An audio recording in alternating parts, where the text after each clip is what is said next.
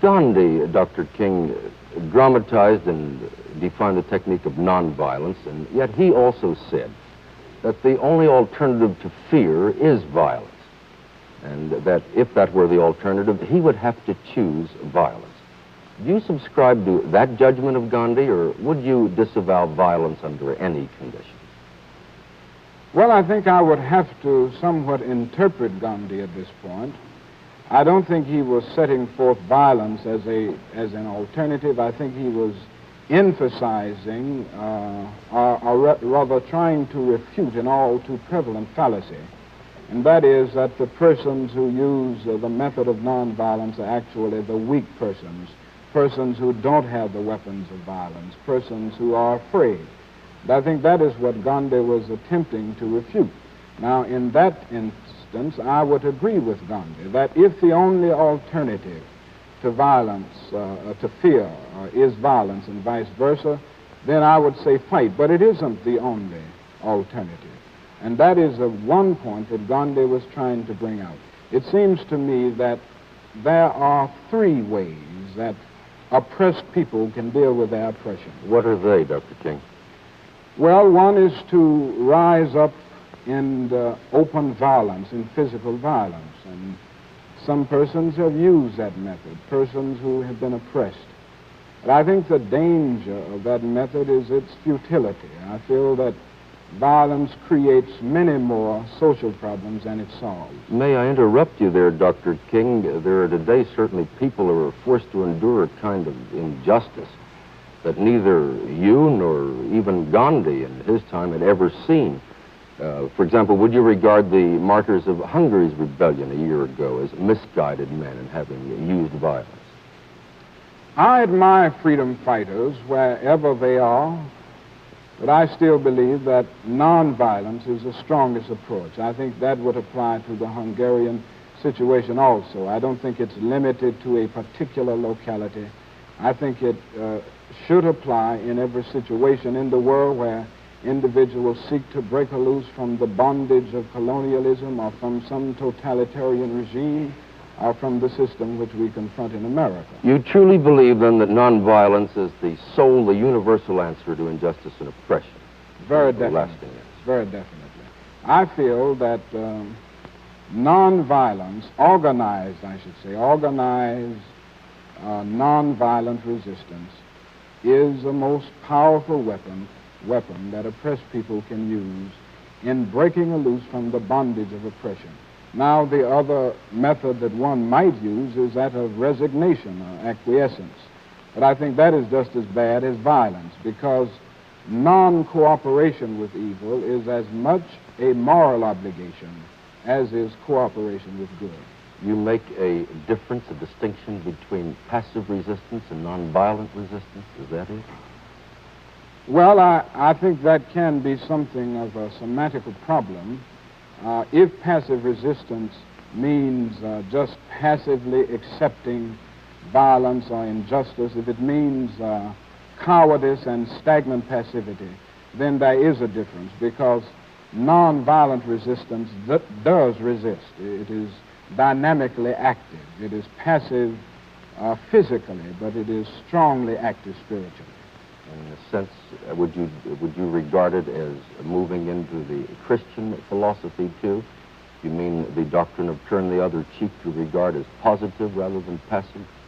I think it is positive. I think very definitely, if it is used properly and accepted with the proper attitude, it is a very strong method. It is a method of the strong man, not the weak man. Dr. King, the editor of the local newspaper here proposed an editorial the other day that I ask you to reconcile, as he put it, your passive resistance philosophy with your satisfaction, which you've expressed very clearly, over the use of bayonet force in the Little Rock situation. Well, I'll put that question to you. What is your answer to this editor? Well, I might say that I did back the president in his action in Little Rock, Arkansas. I think it is quite regrettable and unfortunate that young high school students have to go to school under the protection of federal troops. But I think it is even more unfortunate that a public official, through irresponsible actions, leaves the President of the United States with no other alternative. So I did back the President, and I sent him a telegram commending him. Now, your main question is, and the question of the editor of our local newspaper here is, how does this jibe with my whole philosophy of nonviolence? How does it? I believe firmly in nonviolence, as I have already said. But at the same time, I am not an anarchist. Now, some pacifists are anarchists following Tolstoy, but I don't go that far. I believe in the intelligent use of police force. I think one who believes in nonviolence must recognize the dimensions of evil within human nature. And there is a danger that one can indulge in a sort of superficial optimism, thinking man is all good. Man does not only have the greater capacity for goodness, but there is also the potential for evil. And I think of that throughout my whole philosophy, and I try to be realistic at that point. So that I believe in the intelligent use of police force. And I think that is all we have in Little Rock. It's not an army fighting against a nation or a race of people. It is just police force seeking to enforce the law of the land. And this would be your answer to the editor. To explore another facet of the Little Rock situation, are you satisfied with President Eisenhower's performance on the racial issue? Well, I guess to answer that question, I would need to make a general statement. That is that the Negro has been betrayed at many points by both political parties. I don't want to make this a party situation. I don't think either party can boast of having clean hands in this area. It is my conviction that both parties have failed to take the strong stand in the area of civil rights that they could take. Having called down a plague on the houses of both parties, are you satisfied with President Eisenhower's performance in this particular situation, Dr. King?